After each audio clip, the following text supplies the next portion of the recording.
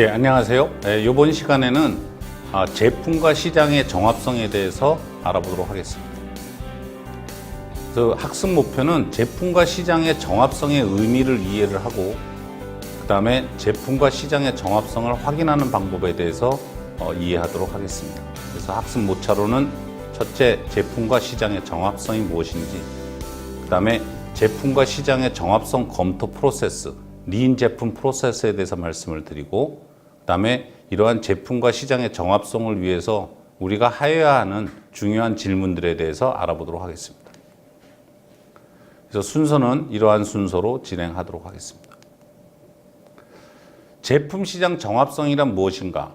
마크 앤더슨이라 하시는 분이 2007년도에 한 얘기인데, 좋은 시장이 있고 시장을 만족시키는 제품이 존재할 때 제품과 시장이 정합성이 있다라고 할 수 있다. 이 좋은 시장이라는 것은 무엇이고 시장을 만족시키는 제품이란 무엇일까? 그래서 여기서 우리가 묻고자 하는 질문은 뭐냐면, 성장하는 시장이 있느냐? 그것이 바로 좋은 시장이죠. 그러면 그런 성장하는 시장에서 고객을 만족시키는, 시장을 만족시키는 가치 제한이 있는가? 그렇다고 하면은 제품과 시장의 정합성이 있다라고 볼 수 있을 것입니다. 두 번째로는 폴 그레엄이 물어본 것입니다. 대중이 원하는 것을 제작하는 것이 바로 제품과 시장의 정합성이 있다라고 보는 거예요. 그 이야기는 달리 얘기하면 고객에게 검증을 받았느냐, 정말 대중이 원하는 것을 만들었느냐를 갖다가 검증을 하면 곧 제품과 시장의 정합성이 있다라고 말씀할 수 있을 것입니다. 그다음에 션 앨리스는 만약에 당신의 제품이 없으면은 매우 실망한다고 이야기하는 고객이 최소한 40%가 돼야 제품과 시장의 정합성이 있다라고 얘기할 수 있다. 이것을 다른 얘기로 하면은 고객을 만나서 검증을 받았느냐, 그 고객들이 정말로 최소한 40%가 되느냐를 알아봐야 된다는 것이죠.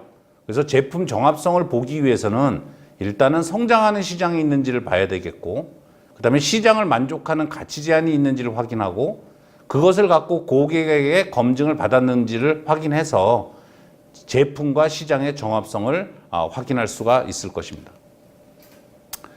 그러면 수익 창출과 회사 성장이 가능한 시장이 있느냐? 이게 바로 좋은 시장이 있느냐를 갖다가 보는 것이죠. 그래서 만약에 없으면은 다른 사업을, 분야를 모색을 해야 되는 것입니다.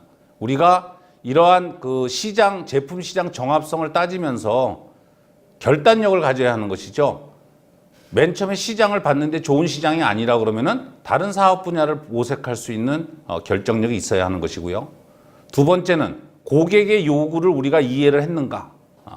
그러면 이해할 때까지 고객과 미팅을 진행을 해서 고객의 요구를 이해를 해야 될 것입니다. 왜냐하면 고객의 요구를 만족시키지 못하면 제품과 시장의 정합성이 없기 때문입니다. 그래서 제품을 만들기 전에 먼저 확실하게 고객의 요구를 이해해야 되겠죠.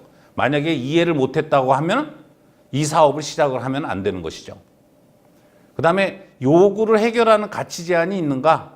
결국 요구는 이해를 했지만 정말로 내가 그것을 해결할 수 있는 가치 제한이 있는가 없는가를 갖다가 검토해야 되는데, 그러기 위해서는 경쟁사보다 경쟁력이 있을 때까지, 경쟁사보다 경쟁력이 없다라고 하면 그 가치 제한은 아무 의미가 없는 것이죠. 설령 고객의 요구를 해결할지라도 경쟁력이 없는 제품은 사업이 될 수 없기 때문에, 그래서 경쟁사보다 경쟁력이 있는지를, 경쟁력이 있을 때까지 그 가치 제한을 개선을 해야 하는데, 어떤 방식으로 하느냐?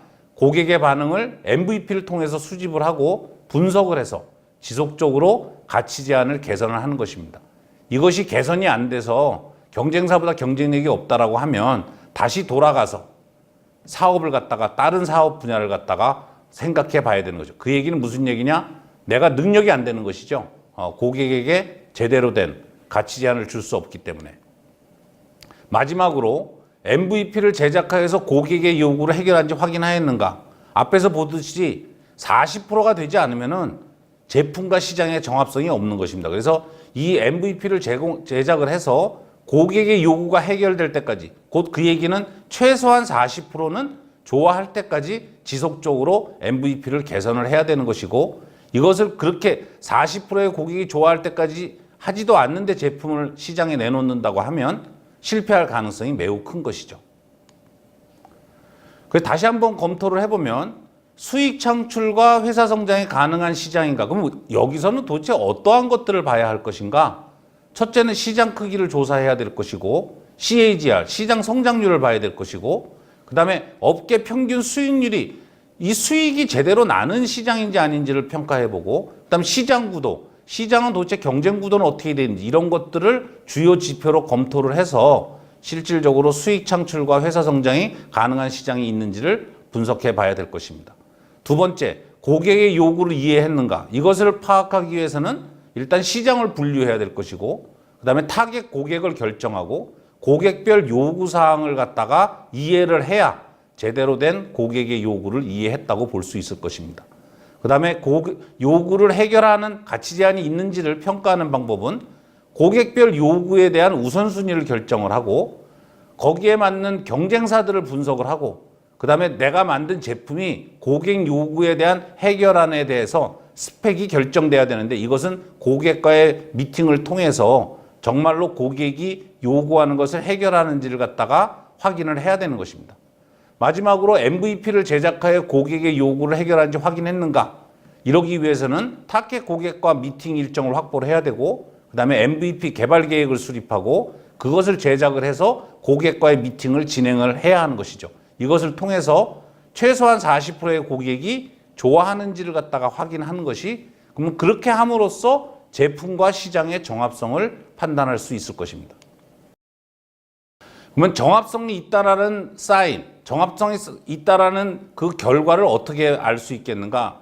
예를 들면 당신이 만드는 속도보다 빨리 고객이 구매한다. 그러니까 불티나게 팔린다고 하는 것이죠. 그렇다 그러면은 정합성이 있다라고 볼 수 있고 다음은 당신의 데이터 센터에 빨리 서버를 증가한다. 고객이 너무 많이 들어와서 서버가 다운이 될 정도로 고객이 좋아하는 것이죠. 그 다음에 우리의 회사 구자에 돈이 넘친다. 이거 곧 정합성이 있다는 사인입니다. 그 다음에 영업 전문가와 고객 서포트 담당을 최대한 빨리 고용해야 된다.